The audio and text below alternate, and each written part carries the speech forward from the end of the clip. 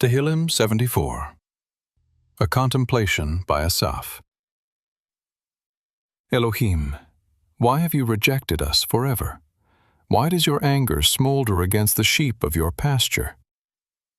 Remember your congregation which you purchased of old, which you have redeemed to be the tribe of your inheritance, Mount Sion, in which you have lived.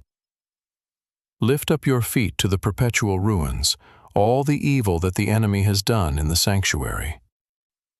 Your adversaries have roared in the midst of your assembly. They have set up their standards as signs. They behaved like men wielding axes, cutting through a thicket of trees. Now they break all its carved work down with hatchet and hammers. They have burned your sanctuary to the ground. They have profaned the dwelling place of your name. They said in their heart, "We will crush them completely." They have burned up all the places in the land where Elohim was worshipped. We see no miraculous signs.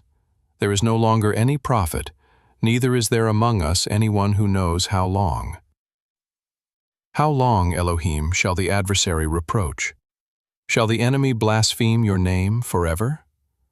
Why do you draw back your hand, even your right hand?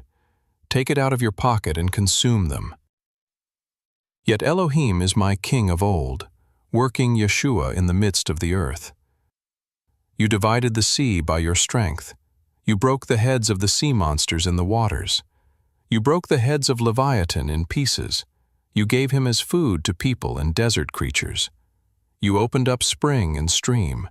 You dried up mighty rivers. The day is yours, the night is also yours. You have prepared the light and the sun. You have set all the boundaries of the earth. You have made summer and winter. Remember this, that the enemy has mocked you, Yahuwah. Foolish people have blasphemed your name. Don't deliver the soul of your dove to wild beasts. Don't forget the life of your poor forever. Honor your covenant, for haunts of violence fill the dark places of the earth. Don't let the oppressed return ashamed. Let the poor and needy praise your name. Arise, Elohim, plead your own cause. Remember how the foolish man mocks you all day.